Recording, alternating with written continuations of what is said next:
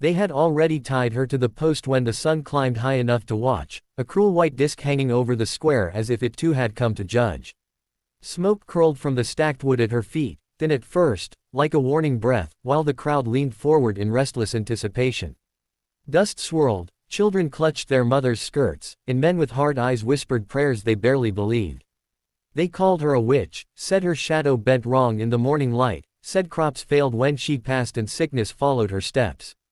And as the fire was about to be lit, as the heat of the day mixed with the heat of hatred, no one noticed the lone rider emerging from the far road, riding straight through the shimmering air as if the flames had already parted for him. Before the story pulls you any deeper, pause for a heartbeat. If you believe in kindness, in second chances, in the idea that even the most broken souls deserve mercy, please like this video, leave a comment, share it with someone who needs hope, and subscribe to the channel Kindness Wave. Your support helps stories like this reach hearts that need them. Her name was Malin Ashford, and she had been alone long before the ropes ever touched her wrists. She came to the town of Bright Hollow years ago with nothing but a satchel of dried herbs and a quiet way of looking at the world, the kind of look that made people uneasy because it saw too much. She healed broken fingers with splints and poultices, eased fevers with bitter teas, and whispered comfort to the dying when no one else would sit beside their beds. At first, the town tolerated her because they needed her. But need is a fragile thing, and gratitude fades quickly when fear takes root. When a child drowned in the river, when wheat turned yellow too soon, when a prized horse collapsed without warning, whispers began to slither through daylight conversations. They said Malin walked the fields at dawn when no one watched. They said birds went quiet when she passed. They said her eyes reflected fire even in shade. Malin felt the shift long before the accusation came. Doors closed faster. Smiles thinned. Coins were left on tables instead of placed in her palm. She woke each morning to the same bright sun and wondered how something so warm could watch people grow so cold. Still, she stayed. She believed goodness, given long enough, could outlast suspicion. She believed that helping was a language everyone understood, even if they pretended not to. That belief was the first thing they burned. The day they came for her was bright and unbearably ordinary. Laundry flapped in the breeze, and the smell of bread drifted from open windows. Men seized her arms with shaking hands, as if they feared she might vanish, while women stood back, torn between relief and regret. Malin did not scream. She did not curse them. She only looked at their faces and realized how terrified they were of what they could not explain. Fear, she understood then, was the real sickness of Bright Hollow. They dragged her to the square beneath the open sky, where justice was decided by volume and rage. The post had been standing there for years, weathered and cracked, a reminder of old punishments. As they bound her, Malin tasted smoke before there was fire, the memory of old stories pressing against her chest. She thought of the lives she had touched, the hands she had held, and wondered if any of it mattered now. The sun was high, merciless, revealing every flaw, every doubt. Daylight, she learned, does not always mean truth. At the edge of town, the rider watched the smoke rise. His name was Riven Cole, a gunslinger whose reputation arrived before he did and never stayed long after. He had ridden through wars and wastelands. Through towns that cheered him and towns that cursed him, carrying a past heavier than the twin pistols at his hips. He was not looking for trouble that day. He was looking for water, for rest, for a reason to believe he could still choose what kind of man he was. When he saw the gathering, when he saw a woman bound beneath the sun while hatred gathered like storm clouds, something old and painful stirred in him. Riven had seen fires before. He had smelled flesh and heard screams that followed him into sleep. He had once ridden past injustice because stopping felt too costly. That memory burned hotter than any flame.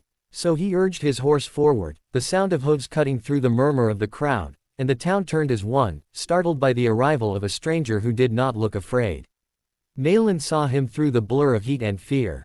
A figure against the light, hat low, shoulders squared, moving with the certainty of someone who had faced death and decided it did not get to decide him. She did not hope. Hope had become too dangerous. But something loosened in her chest, just enough to breathe. The townsfolk shouted, waved torches, demanded the stranger turn back.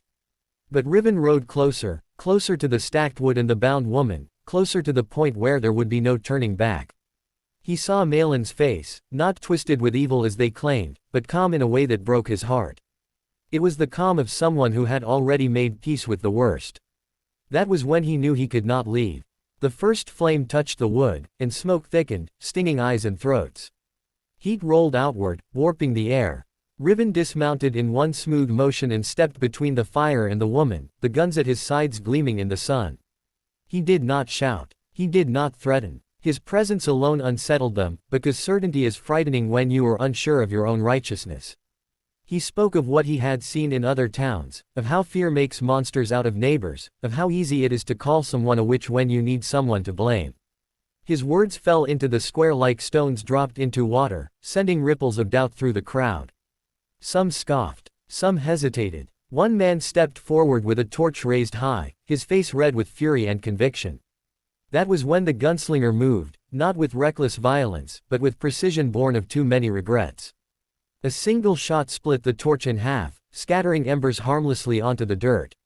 Silence followed, heavy and shocked, broken only by the crackle of fire and the labored breathing of those who realized how close they were to irreversible cruelty. Riven cut Malin free as smoke wrapped around them, the rope falling away like a discarded lie. Flames licked at the wood, but he shielded her, leading her through heat and sparks as if the fire itself bent around their passage. The crowd parted, some stepping back in fear, others in shame. No one tried to stop them. Sometimes courage looks like a raised fist. Sometimes it looks like lowered eyes. They did not ride away immediately. Riven helped Malin to her feet, steadying her as the world seemed to tilt. She was shaking now, the calm finally breaking, and he understood that survival is often delayed, the body catching up after the danger has passed. Together, they faced the town one last time. Riven told them they could rebuild trust or keep burning it, that daylight had shown them who they were, and that choice would follow them longer than any rumor. Then he mounted his horse, offered Malin a place behind him, and turned toward the open road. As they rode out under the bright, unforgiving sun, the smoke thinned behind them. Malin clung to him, feeling the steady rhythm of the horse, the solid reality of escape. She did not know where she would go, only that she was still alive, that someone had seen her as human when the world decided she was something else. Riven felt lighter with each step away from Bright Hollow, as if he had finally paid a debt he had owed himself for years. They traveled through open plains and shallow rivers, always in daylight, letting the sun witness their quiet healing. Malin spoke little, saving her strength, but when she did, it was with gratitude that did not demand anything in return. Riven listened, learning that redemption does not always roar. Sometimes it walks beside you, patient and unassuming. In saving her, he had salvaged something in himself, a belief that one good choice can echo louder than a lifetime of bad ones. News of the burning that never was spread slower than lies but deeper. Some in Bright Hollow would remember the woman they almost killed and feel a weight settle in their chests. Others would remember the gunslinger who rode through flames and wonder what might have happened if they had been braver sooner. The post in the square would stand empty, a silent witness to mercy narrowly chosen. If this story has reached you, if Malin's survival and Riven's choice have stirred something inside your heart, please take a moment to engage with this video. Your likes, comments, and shares tell us these stories matter and help them travel farther than fear ever could. And before the very end, here is a special request just for you. Please leave a comment sharing one word that describes how this story made you feel, because your voice completes the circle of kindness this story began. Somewhere down the road, under the same honest sun, Malin would plant herbs again, and Riven would learn to rest without running. Their lives would not be perfect, but they would be real, shaped by fire and mercy both. And in a world quick to judge and quicker to destroy, their story would remain a quiet reminder that even in the harshest daylight, compassion can still ride through the flames and change everything.